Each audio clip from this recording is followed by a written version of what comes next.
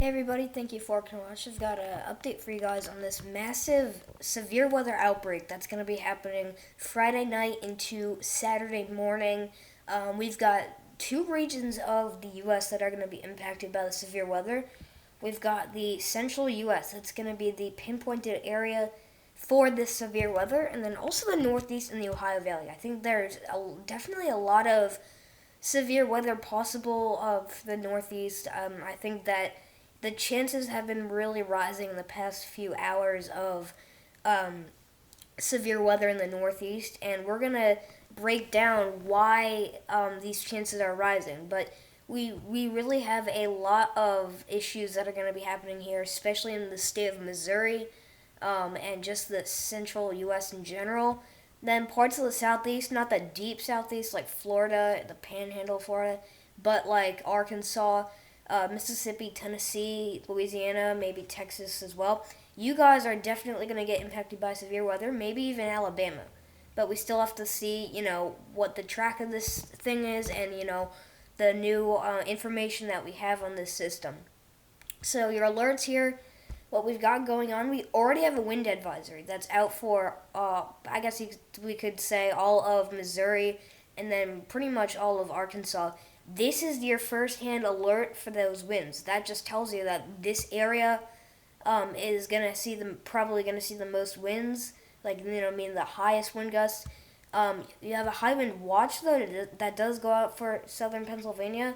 It has been a pretty breezy day today. I'll tell you. I'm in the Northeast. I'm on Long Island, and we've got gusts up to 25 miles an hour, so not too shabby, but we definitely have a lot going on, especially these red flag warnings. That favorable conditions for wildfires. This one a little farther north, so throughout parts of Kansas. I don't think this is going to spread into Missouri because it's not going to be dry in Missouri. It's going to be very wet. We got flood advisories, and I feel like I'm not sure if we have some flood warnings. I would be kind of surprised if we had some. But right now it's pretty nice in general. But I mean, by tomorrow we're really going to start seeing that ugly weather start to come into play, and then it's really going to get bad from then on. So we're going to look at the latest SPC. So this is the latest Storm Prediction Center forecast for this event. So for today, you can see that we don't have much going on, but we do have this like risk. It's like a 0%. It's not a 0% risk. This light green here.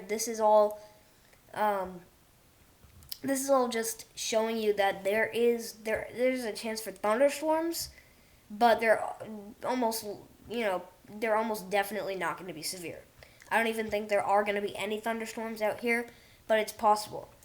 So we're up to a marginal risk would be a level 1 out of 5 risk. We have two dueling areas for this marginal risk, and it's very interesting to see because for the day of the severe weather, you're going to see we do have two moderate risks almost in the same area, but it's a little different, and the shape of it is different.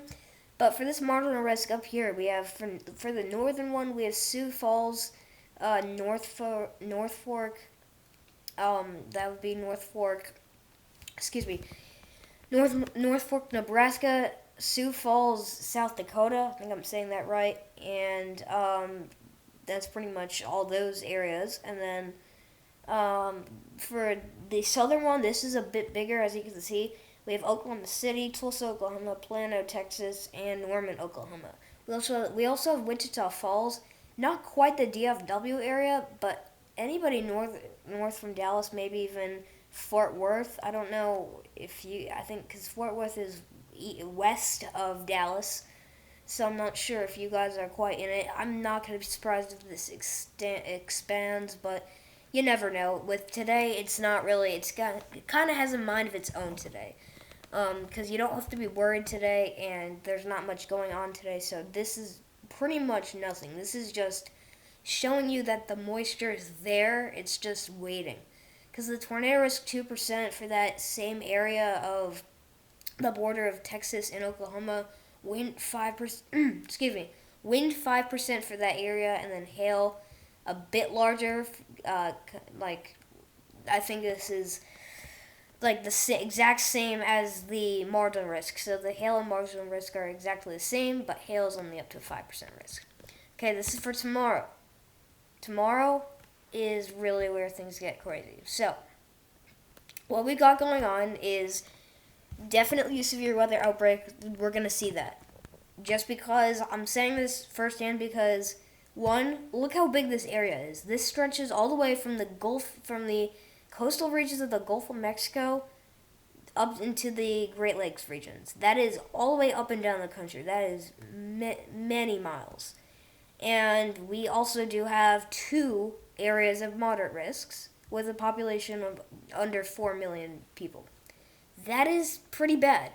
Look at this enhanced risk. This is massive. 14 million people are in this enhanced risk. So you got a slight risk for Chicago, Illinois, Indianapolis, Milwaukee, Cincinnati, and Louisville. I mean, I'm just going to go down this list, and you're going to see so many major cities come up. And you're going to be like, oh, that one's a nice city. And then the next one's going to be a nice city. And then the next one. That's the problem, because you have so many densely populated areas that are in the way of this thing. That's what's making it a severe weather outbreak, because there could be severe weather up here, could be here, could be here, and then who knows, maybe outside of this risk, like for the Northeast. But, right now we're going to focus on the area that seems the likeliest to get that severe weather. So the enhanced risk, that's a level 3 out of 5. We have Nashville, Tennessee, St. Louis, Missouri, Des Moines, Iowa, I think that's how you say it, Little Rock, Arkansas, and Aurora, I think that's how you say it, Aurora, Illinois. Please correct me in the comments section if I'm saying these cities wrong. I would really appreciate it. But I just want to let you guys know that there is another kid who has a weather channel out there, and he does storm updates like I do. He lives in St. Louis. Go check his channel out. His name is More Weather.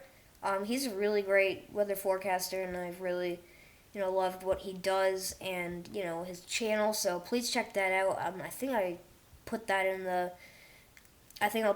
the description below, his link. But, just to let you guys know that he is in this enhanced risk. So if you are watching, I'm just looking out for you. And then the moderate risk, this is a level 4 out of 5. When you see a moderate risk come up, that's usually when you know it's going to be a severe weather outbreak and there's no way out of it. Because very rarely the National Weather Service downgrades the risk for severe weather when it gets this high.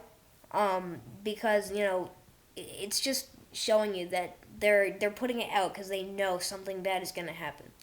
So two dueling moderate risk. This one for the border of Missouri, Arkansas, and Tennessee. This one, if you look at the tornado risk, this one is definitely more tornado warned. I think this one's definitely going to produce the most tornadoes if these two were separate storm cells. This one up here still has a hatched risk. This is still a 10% risk, but this one down here is still just going to be closer to that moisture in the Gulf of Mexico. That's what's giving them the higher tornado risk. If you want to put it this way, I know this is kind of strange. These guys are the underdogs. You guys haven't gotten any severe weather this spring yet in this season. So they are kind of the new boys. They're the underdogs. And then you guys here are pros. I mean, you guys are always under the gun. Every few days you're going to start seeing that, another severe weather chance. And it just comes and comes and comes. And then finally you start seeing more and more moderate risk. That's what's happening. But then every area surrounding has always been in the path of it, just not yet completely, slammed by it. So, for the categorical risk, like I said earlier, you got the Arkansas, Missouri, and Tennessee in that. And then the next one here, this one's north. You've got parts of Iowa and parts of Illinois. Also a tiny chunk of northern, or I should say northeastern Missouri. You guys are also in that moderate risk. So the two for the moderate risk, all the cities combined, you've got Memphis, Tennessee, Cedar Rapids, Iowa. I want to let you know that 2020 Jericho of Cedar Rapids, Iowa, that was very, damaging. That was very bad. I believe you did have the almost the same exact scenario as you have here. Because Jericho's, they're very large. They're large moving systems that are slow moving, and they just kind of swing across the United States. That's what makes them a Jericho. And you know what they produce? They produce tornadoes. They're considered to be a very widespread and large line of severe thunderstorms that moves through, like, usually most of the time it's the central US. And that's how the north central is also part of the tornado alley. You know how tornado alley, the today tornado alley is the official tornado alley is still right here in the central US, but we have been seeing this shift of tornadoes now in the eastern US. Like we saw the Rolling Fork, Mississippi tornado. That was a lot stronger. That was one of the strongest tornadoes we've seen in the southeast. So it's very interesting to see that. But the Jerichos is the reason why the North Central is also included in Tornado Alley, and just a risk for severe weather throughout the spring and summer. So we're gonna go to our tornado threat again, just to revisit it. So you got 15% risk for Memphis, Tennessee, Jonesboro, Arkansas, Bartlett, Tennessee, South Haven, Mississippi, and I think. Let me see what this is saying. Excuse me. Collierville, Tennessee. I really don't know if I'm saying that right. So again, please let me know in the comment section. And then the 10% risk for you guys in the North Central. You've got Little Rock, Arkansas. Actually, no, Little Rock, Arkansas. You guys, let me just hold on for a second. You can see here that I said Little Rock, Arkansas, just because there is a tiny bit of a 10% risk outlining this 15% risk. But I'm really, for this, specific point here, this specific circle, I'm just going to try and focus on areas included in the North Central. So we'll just skip Little Rock, Arkansas, and go ahead to Cedar Rapids, Iowa, Springfield, Illinois, Peoria, Illinois, and Davenport, Iowa. So all of you guys that I just read in Illinois and Iowa, you guys are also included in this 10% risk.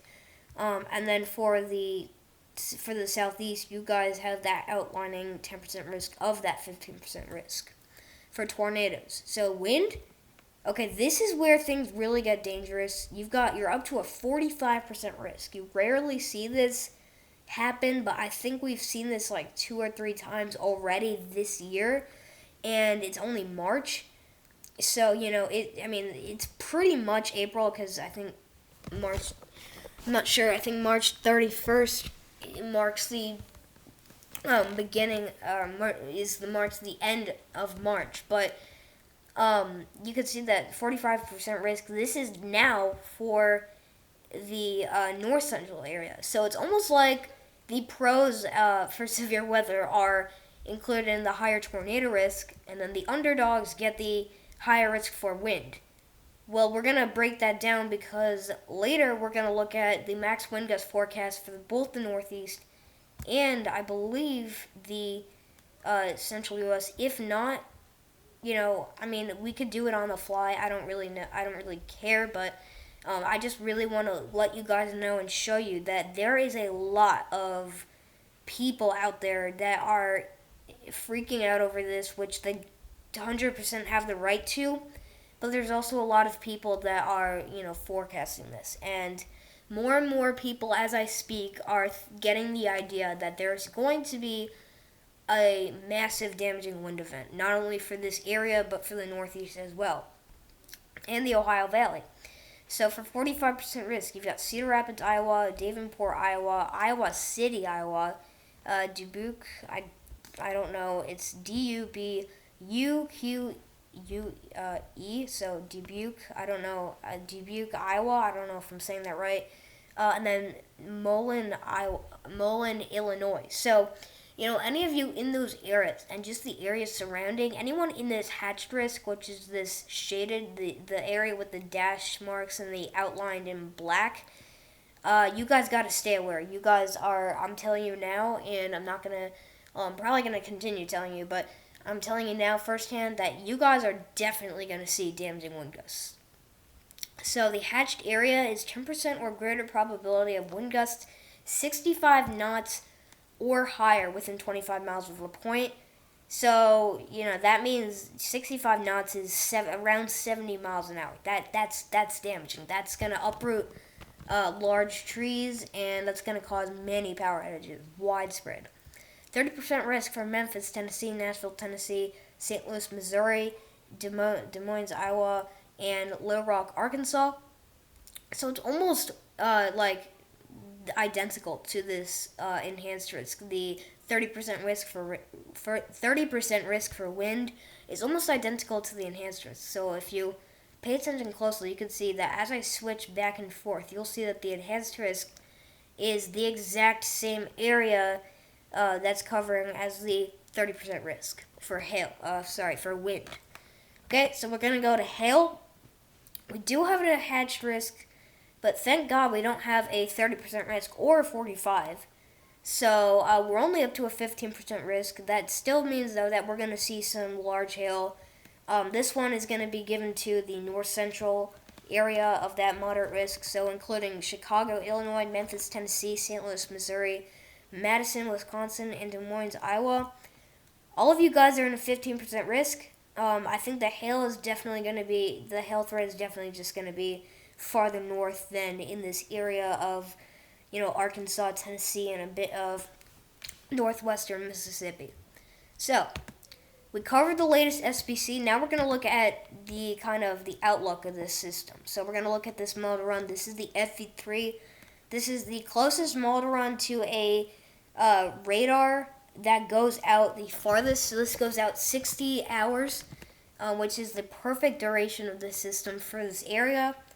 And we're going to break down all this precipitation. So let me get ready for this. So we're going to start fresh here at 9 a.m. today. So this is the 30th of March. This was 9 a.m. this morning. You don't see any of that thunderstorm action. Here you go, though. You got some showers and maybe some rumbles of thunder out there. And then you're going to start seeing some bubblers start to form throughout the evening hours of today. But those can maybe get a little on the strong side. You can see maybe some wind gusts that could get pretty strong. It's very breezy out there, very humid out in the southeast today. But, those storms are going to persist, and they're going to start forming your actual severe weather event, because you can see this is your original group of thunderstorms. And one thing to pay attention to is you saw here that the first round of storms, it's not going to be damaging or severe. They just move through, and they don't cause any disruptions, just your typical spring thunderstorm. But what's really the problem is this backside. This cold air has been dumped in the western U.S. because of this ridge in the southeast. So this is very strong, because this has been building up for months. So that's what's causing tension on the backside of this, because you have the moisture here in the Gulf of Mexico that's also battling with this very strong cold front. And that's what's causing tension right in this area. So this area here is marking where that tension is in the atmosphere. So we're going to look at the Cape soon, which is basically like where the most tension in the atmosphere is, and the highest Cape you have is the higher risk for severe thunderstorms to form. That's basically what that's standing for. But let's get back to this. So you got 4 in the morning tomorrow, and you're seeing those showers and thunderstorms a little bit farther off to the east, but then this clump of rain showers starts forming, and that's going to be the beginning of your major severe weather event.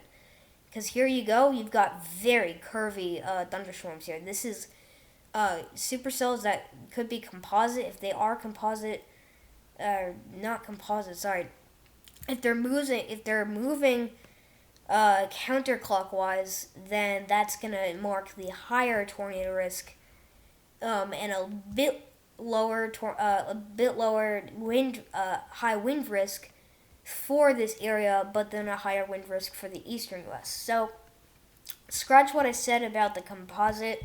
I think mixed that up with a type of radar. There's composite reflectivity that you can look at during a period of, supercell thunderstorms, and I mixed that up. So I apologize for that. But you're really going to start seeing that tornadic action really ramp up probably by uh, 10, 11 a.m. just before lunchtime by tomorrow. And then you're going to start seeing that widespread tornado risk really form. And you've got so many scattered thunderstorms that are really going to try and produce tornadoes. But we're going to break down how they can do that. By 3 p.m., you're going to have widespread severe weather all the way from Chicago, Illinois, down into parts of Texas and maybe even central Texas. But this line is just going to get stronger and stronger. And then you start seeing this, I think what we would call it would be it's not a squall line. I think this is a squall line, yeah. So you would call it a squall line here. That's going to form in the southeast, and I used to say frontal line, but until I realized, this is actually called a squall line. So this is basically when you see a squall line form, that's when all of the supercell and the thunderstorms, they all come together in one line. They all line up, and then they connect. They all connect at once. And that's going to really bring some wind shear into play. And that's going to ramp up the very high wind risk. And we see that throughout every single severe weather event of the past few decades.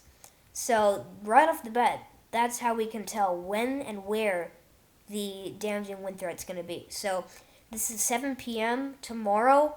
It's looking like it's going to be the worst, probably the evening hours of tomorrow in Tennessee, Mississippi, Arkansas. Parts of eastern Texas, I don't think quite you guys are going to get the most damaging wind gusts. It's definitely going to be this 3-state border here of Arkansas, Tennessee, and Mississippi. But that's going to persist over the into the overnight hours until the storm finally moves out. And you can see that they're not quite connected. This band here of severe weather in the southeast and this one in the north central. So this is what I'm talking about with the pros here with severe weather and then the underdogs here. There are two areas that are separate throughout most of this system. So who's going to get the severe weather first? It's going to be the north central. It's these guys here, these 3 supercells that are showing up here. That's what's going to be producing the severe weather for the north central. But you must be wondering, why then is the SPC showing a very high, a moderate risk for severe weather and a very high tornado risk for the central? That's because that if you pay attention to these first-hand storms here, look how curvy they are. This one is all the way arched. It's got a huge bump here. This is a lot of rotation and tight rotation. Same thing with this one. You got some hook action. That is all indicating tornadic action. So the fact that you could see it on a model run is very, that's telling you that the tornado risk is just going to be off the charts in that area. But then here's your squall line that continues moving to the southeast, and by April 1st, so your first day of April, you'll see that clearing. You've got very strong high pressure, and as a matter of fact, it'll actually be a very nice day out there for the central U.S. and the southeastern U.S. starting your April. So yeah, that'll move out. Maybe some backside snow. Yeah, I don't know. Probably for the coastal regions, the Great Lakes regions of Ohio and Indianapolis, Indiana. But anywhere farther south or farther east or west, you're not going to see any of that snowfall. So yeah, so that's pretty much all the breakdown for the central U.S. Now we're going to move to the northeast, and we're going to see what's in stock for you guys. So This one's gonna be a bit later. This one's gonna have to come in pretty late. So we're gonna have to skip ahead to this is Friday. So this is your morning hours of Friday. You're seeing these storms that could be pretty damaging here across the eastern portion of Michigan. So this is getting into Canada. You've got some pretty strong thunderstorms that are really going to hammer the Ohio Valley, and then finally getting into the upstate regions of New York. These thunderstorms will make it, and they will potentially be damaging. Then these make it to the coastal regions of the eastern U.S. You can see that you could have some thunderstorms, maybe some scattered thunderstorms out there for New York City, Boston, Connecticut, Rhode Island, and Massachusetts coastline. All of you guys, and especially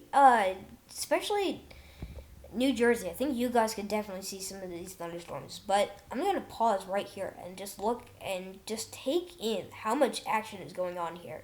You've got like 4 areas of you've got 4 areas that you want to look at. You've got here off the coast of Maine and some parts of Maine, you've got showers and snow showers, potentially getting even heavy snow off the coast of Maine, and then stretching into parts of the the higher north regions of the Northeast. And then you've got thunderstorms that are gonna be very strong for the Ohio Valley, including Indiana specifically, and then some parts of Pennsylvania as well. Then you've got more very strong thunderstorms moving through the Michigan and Great Lakes areas. Then here you go, knocking on the door. You've got the official low pressure system that's really just driving this system. But then these storms will make it to the eastern U.S., bringing some stronger thunderstorms to areas like New York City, Trenton, New Jersey, New Hampshire. Not New Hampshire, Rhode Island, and looks like this is also going to be Connecticut. So, this will also form another potential squall line. I mean, I don't want to say it's going to be a squall line here, but there is going to be a line of storms that's going to form here, and this is going to mark that damaging wind event. And so 11 a.m. On Saturday, 11 a.m. out on Saturday is really where we're going to have the highest damaging wind threat. And those finally move out, but on the backside, you've got another round of potentially severe weather. I'm not even joking. For southern Maine, New Hampshire, and Vermont. All of you guys are definitely going to have a backside round of thunderstorms that are going to be very intense. So, frequent lightning and definitely some torrential downpours with this, because you see the red shade, kind of like what you saw with the central U.S. and the southeastern U.S. Well, that's showing up here for Vermont, New Hampshire, and Maine. So that's very interesting to see. That round of thunderstorms will probably move through around the evening hours of Saturday. So just like right on the tail of the main system that we're focusing on right here. So we're going to look at the max wind gust forecast for the Northeast U.S. So far today, this is your gusty winds. You've got winds off the coast of Long Island gusting to occasionally to 35 miles an hour, and then off the coast of Maine, same as well. But let's really see when this moves out, and then it's all calm here. This is all wind gusts not gusting past 15 miles an hour for most of the mid-Atlantic and then the Northeast. You guys are the higher parts of the Northeast, like higher north, I should say. You guys are still struggling to get below the 20-mile-an-hour wind gust. Now, this is the max wind gust forecast. So, the fact that you're seeing completely white here for the max wind gust forecast is kind of amazing. This is the quiet before the storm. Again, I want to tell you, this is the max wind gust forecast. So when you see a max wind gust forecast saying 0 miles per hour, it's going to be dead silent. There's going to be no wind. And this is all for Friday. So for Friday, there's going to be some scattered showers out there, but it's going to be very calm. But then once we start seeing this precipitation move in, look how it right off the bat just gets boom. You get a ton of wind. You get blasted by a wind event. And then here you go. So we're going to break this down. So Long Island, most of Long Island is going to be gusting to 40 miles per hour. The coastal areas of Long Island could occasionally gust to 50 miles an hour. So this orange you see here, these are wind gusts gusting to 50 miles per hour. Then off the coast, you could see wind gusts, up to 60 miles an hour. That's going to be off the coast. Now this is going to be for, looks like this is, hold on, let me get back to where we were, our time frame. So this would be for Saturday. This would be like the very early morning hours of Saturday. And then look at the Ohio Valley. You guys, look in Indianapolis, the border of Indianapolis and Illinois. You guys will be gusting to like 60, 62 miles an hour. That's going to be there's going to be a time period of very intense wind gusts. But this is just going to continue, and you start seeing a bigger area, more widespread here of southern, like the Toms River, southern New Jersey, Delaware, and, that whole area, like the Delmarva area, Maryland. You guys are all going to be gusting frequently to the upper 40s and occasionally over 50 miles an hour. Same thing for eastern Long Island. But then we're going to continue this, and this starts creeping onshore. So now eastern Long Island is definitely going to see wind gusts up to 60 miles an hour. Excuse me. Western Long Island and New York City, you guys will have slightly lower wind gusts, meaning that you guys will probably have wind gusts gusting to 50 miles an hour. And then for you guys off Cape Cod, you're going to have wind gusts up to like 64, 65 miles an hour off the coast of Massachusetts. But then this will move out, and this is your backside round of severe weather. Look at this on Long Island. Long Island is going to be kind of enclosed in two areas. So the western area, this is your second band of very strong winds. Now these are probably going to be gusting up to the mid-50s. This is the one that moved out. This is the one that was probably the most damaging. This one was gusting to 60 miles an hour. Not specifically for Long Island, but for like the areas kind of surrounding, not northern, not north of Long Island, but kind of just east and south of Long Island. But then this secondary band of strong winds moves through, and that one could also bring wind gusts up to 50 miles an hour. So there are going to be two time periods where you could have a wind gust frequently gusting past 50 miles an hour across Long Island and the eastern areas of the Northeast. So let me play this here so you guys can see what I'm talking about. So this is going to be a little glitchy here, as you can see, because it's not fully loaded. But there you go. There's that very strong band of wind gusts, and then you should be done with it. So so that's pretty much the max wind gust forecast for the Northeast, and then we're just going to look at the Cape here. So like I mentioned a little bit earlier in the update, we're going to look at the Cape. Now the Cape we don't really look at in our updates, for me, but many other forecasters use this. Now this is a really good tool to kind of just figure out where the likeliest chance for severe weather is going to be. So the Cape basically shows the the area where the most energy is to refuel and keep fueling the supercells that are going to be moving through in the severe weather. That's what a derecho is. A derecho needs that. So when you see, if we had a derecho unfold here, the Cape would go nuts, especially for that specific area in the way of the derecho. But this is, you could already see that because of this ridge, there's so much moisture left over. These aren't thunderstorms showing up here. This is just that there's so much moisture that's ready to fuel thunderstorms that it's already showing up on the Cape. But look as this quickly starts spreading into the north central, and I mean, potentially even maybe the northern tip of the U.S. But it looks like the highest we'll get here is 2,250. I think this is kgs. I'm not sure, but this is pretty strong right here, and this is showing the two areas for long track and very strong and organized severe thunderstorms. One here in the southeast and then one here in the north central. Then this continues into the northeast. There's your secondary risk for severe weather that moves through Long Island, New York City, New York State, New Jersey, if I didn't mention you guys yet, and then that moves out.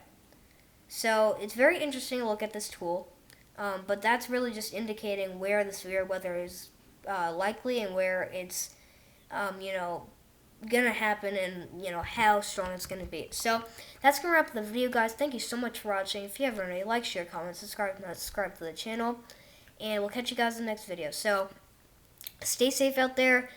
Continue watching your local forecast for news stations, but it's really gonna be scary out there, and we're gonna really see what this storm does and what the impacts will be.